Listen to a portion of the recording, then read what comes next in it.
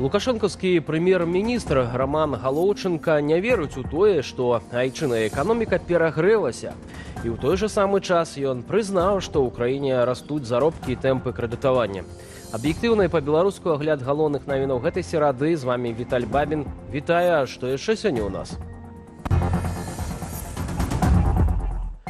Украінскія вайскоўцы захапілі газавымяральную станцыю Суджа ў Курскай вобласці Расіі. Крамлёўскія прапагандысты вінавацяць у поспехах ЗСУ Лукашенко. Больше суток проходит операция, и больше 24 часов Российская Федерация ничего с этим сделать не может.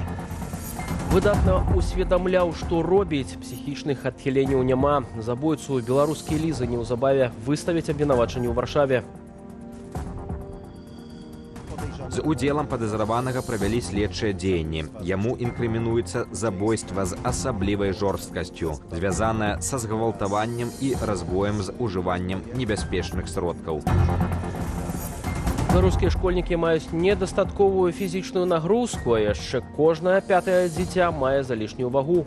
Постсавецкае гэта харчаванне, дзе шмат маёнезу, ты мусіш даесці да канца заўсёды сваю порцыю, цябе не паважаюць, калі ты не даедаеш. Лукашенко вінаваты ў прарыве ЗСУ ў Курскую вобласць Расіі. Прынамсі так некаторыя расійскія турбапатрыёты ацэньваюць ролю свайго быццам бы хаўрусніка у агульнай сітуацыі на расійска-украінскім памежжы. А між тым, пакуль Пуціну рапартуюць пра тое, што ўкраінскі наступ захлынуўся, баі ў Курскай вобласці працягваюцца пад пагрозай населеныя пункты, лагістычныя і энергетычныя аб'екты расейцаў. Владзіслаў Корсак працягне.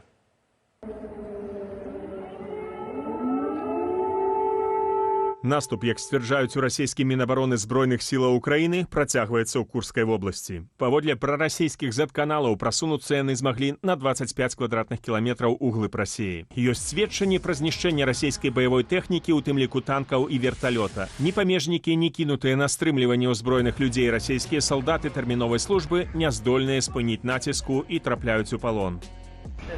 Типа не допустить прорыва. На самом деле не так, не знаю. Что-то пошло не то, да? Да, изначально все пошло не так. Украінскія ўлады сітуацыі не каментуюць. Расійская Мінабароны папярэдне ацэньвае колькасць групоўкі, што здзяйсняе прарыў, да 1000 чалавек. У яе складзе, у тым ліку, цяжкая баявая тэхніка. Это пару батальонов, усиленных танками, боевыми бронированными машинами и даже как бы и средствами противовоздушной обороны. Паводле Z-каналаў ЗСУ прысутныя ў 11 населеных пунктах РФ.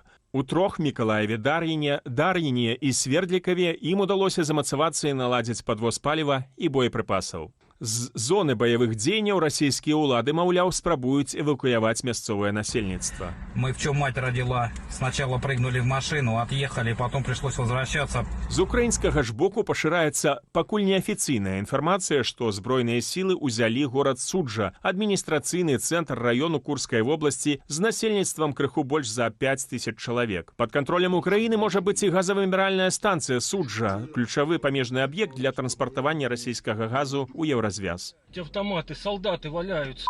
Адной з прычынаў рэйду меркавана ўкраінскіх сілаў у Курскую вобласць могла быць атрыманая выведка інфармацыя пра канцэнтрацыю там расійскіх рэзерваў для далейшага наступу на Сумскую вобласць Украіны.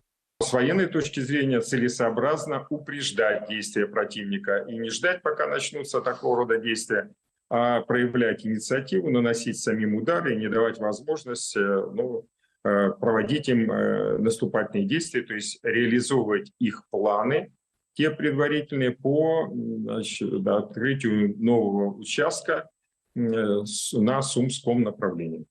Яшчэ адным матывацыйным штуршком для аблогі расійскіх тэрыторыяў магла стаць неабходнасць займець моцны аргумент пры імаверных мірных перамовах з Расіяй. Або адцягнуць расійскія войскі ад складаных для украінцаў участкаў фронту.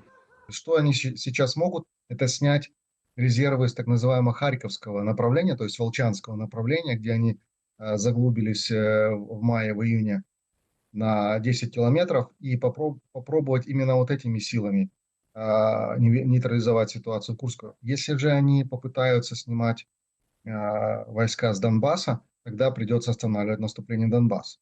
Расійскія зэт-паблікі традыцыйна шукаюць вінаватых у ваенных няўдачах. Гэта адбываецца пасля адводу сілаў бацькі, пішуць у некаторых з іх. Выдатны саюзнік у Расіі Лукашенка даў Зяленскаму гаранты ненападу. ЗСУ знялі часткі з беларускай мяжы і цяпер атакуюць імі Курскую вобласць.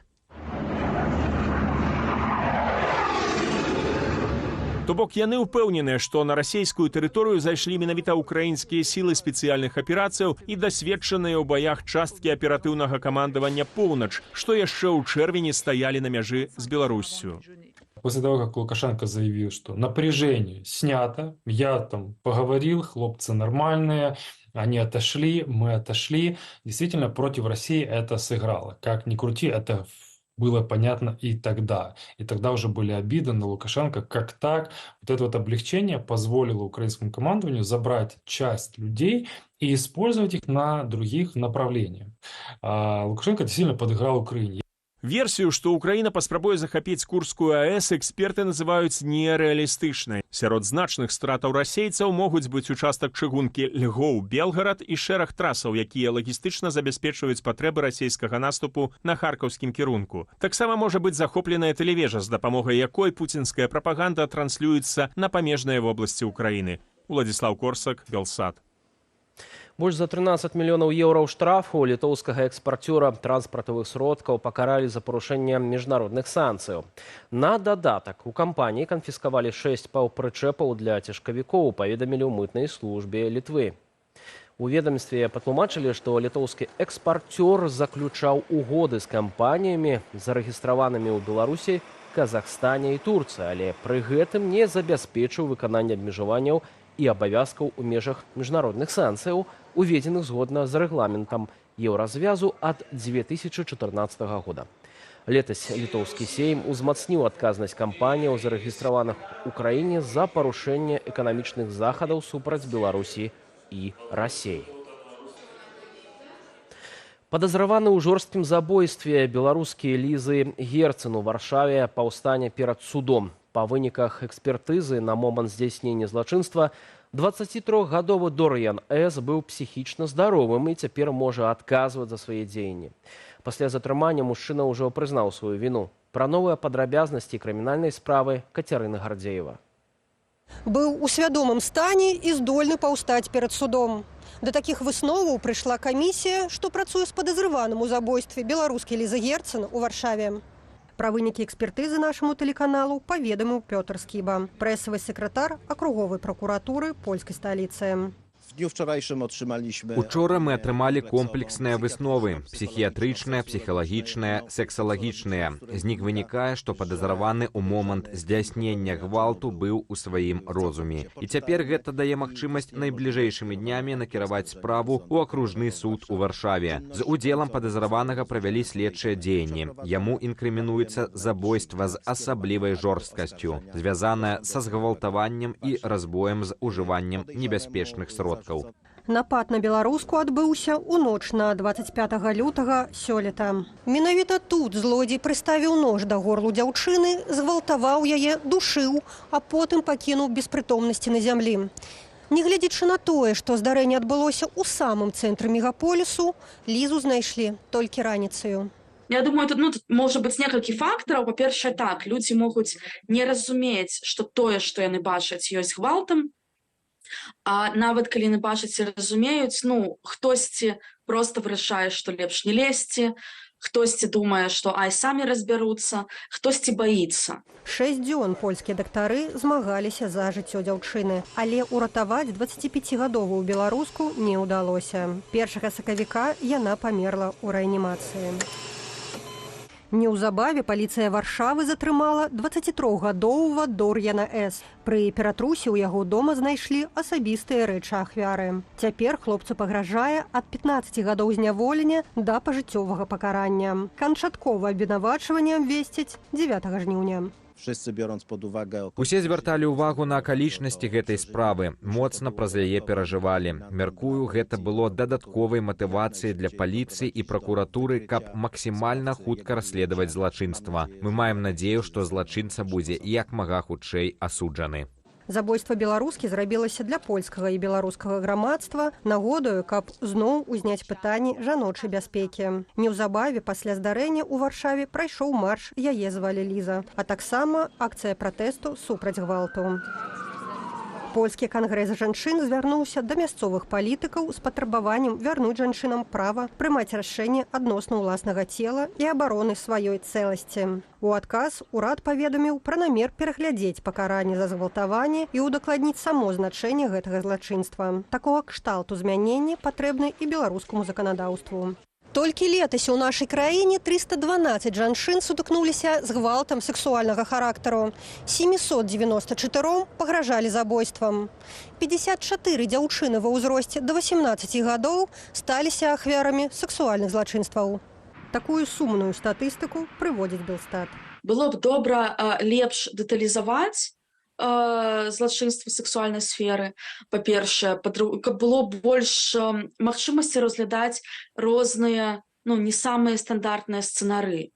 І, безумоўна, важна пераглядзець вызначэнне згвалтавання, бо, наколькі я памятаю, у беларускім заканадаўстве згвалтавання гэта вельмі канкрэтны від гвалту, гэта менавіта толькі там гвалт вагінальны. Лізу Герцен пахавалі на паўночных могілках у Варшаве. У хуткім часе сіламі неабыякавых беларусаў на ейнай магіле з'явіцца помнік.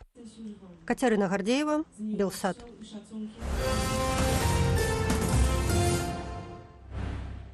На 80% больш, чымся летась, у Беларусі вырасла колькасць дзяцей, якія загінулі на вадзе. Паводле Міністэрства надзвычайных сітуацый, ад пачатку года ў вадаёмах і рэках краіны патанулі 17 малых. Адна з асноўных прычынаў трагедыі – недастатковы кантроль з боку дарослых. Большасць выпадкаў на Гомельшчыне. Тут патанулі 6 дзяцей, 5 малых загінулі на вадзе ў Менскай вобласці, 4 ў Берасцейскай і 2 ў Магілёўскай.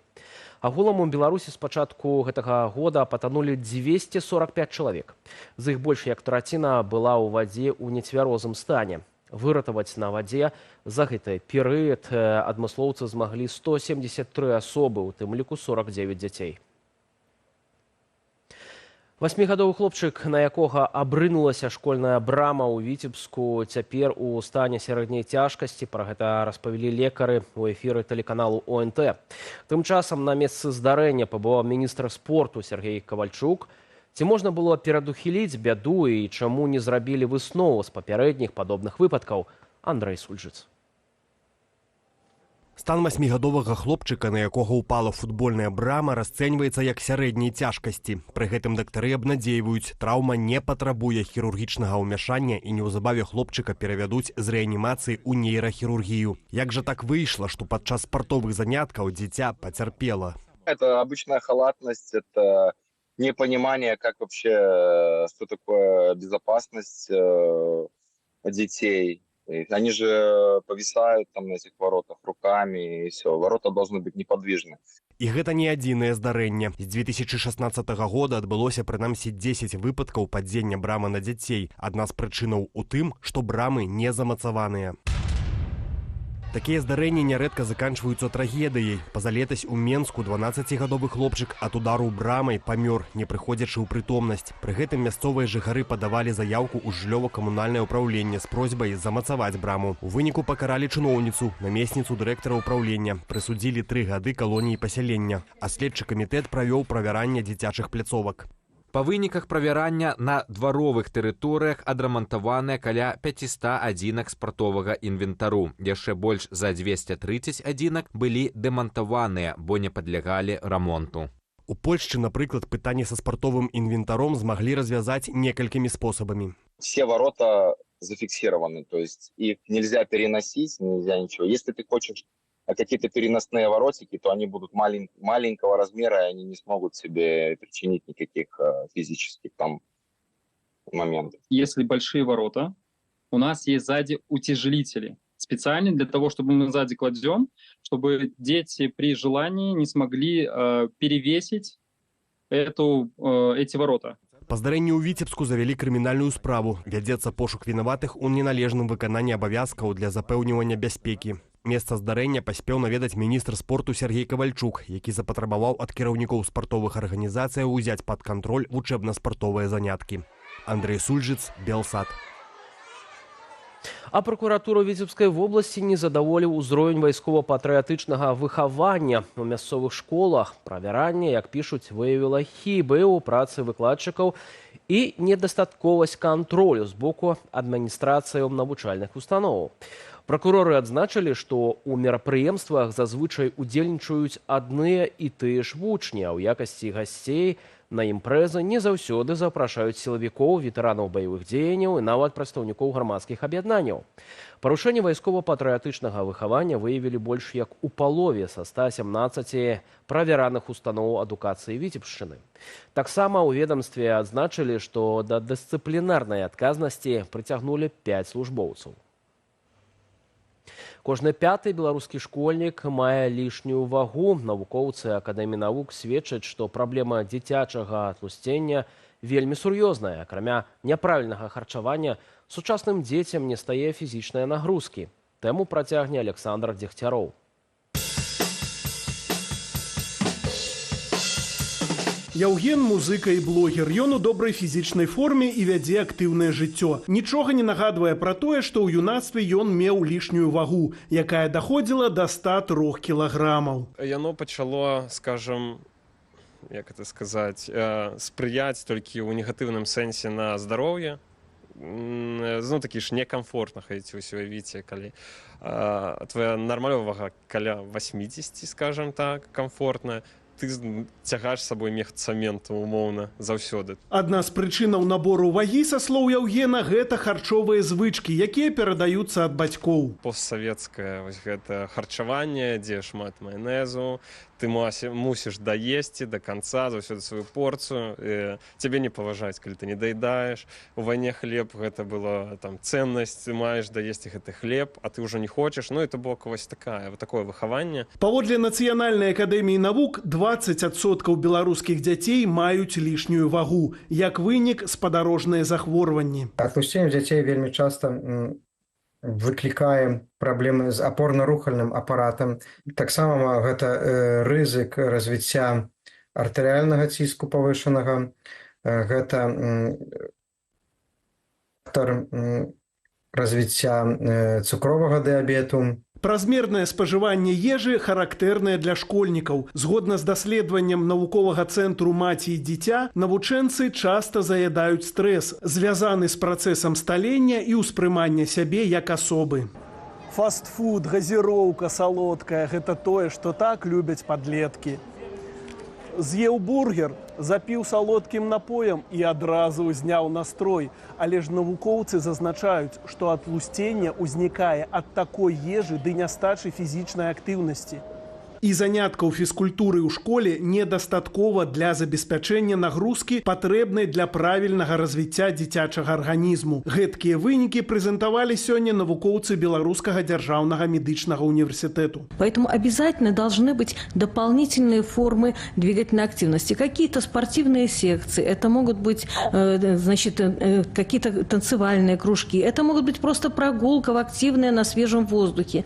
Но вот эти формы двигательной активности обязательно нужны. Як же яшчэ можна перадухіліць атлусценне? Важно сказать, что это не продукты виноваты в ожирении или повышенном весе, а исключительно их баланс. И здесь у меня встречный вопрос, почему у детей есть доступ к такому количеству сладкого, да, если мы говорим именно про сладкое, и почему они выбирают именно его. Потому что, возможно, у них нету другого выбора и как раз-таки альтернативы. Але падлеткавае атлусценне – гэта не толькі беларуская праблема. Паводле статыстыкі Сусветнай арганізацыі здароўя, каля 160 мільёнаў дзяцей у свеце цярпяць ад лішняй вагі. Александр Дегтяроў, Белсат. Беларускі вясляр Владзіслаў Кравец выйшаў у паўфінал алімпійскіх гульняў у Парыжы. У заездзе байдарак-адзіночак на 1000 метраў ён фінішаваў другім, саступіўшы двухкратнаму алімпійскаму прызёру з Партугаліі Фернанду Пементу. А вось беларускі тэквандыст Георгій Гурцыў скончыў свае выступленне на Алімпіядзе. У 1/8 фіналу спаборніцтва па тэквандо у вагавой катэгорыі да 58 кілаграмаў спартовец, які да 2022 года выступаў за зборную Расіі, саступіў французу Сір'яну Раве. У агульнакамандным заліку лідаруе каманда ЗША, у іх 24 залатыя медалі, на адзін менш у Кітаю, які займае другое месца. У Аўстраліі 15 залатых медалёў, у Францыі 13 замыкае топ-5 медальнага заліку, Вялікая Брытанія ў яе 12 залатых медалёў.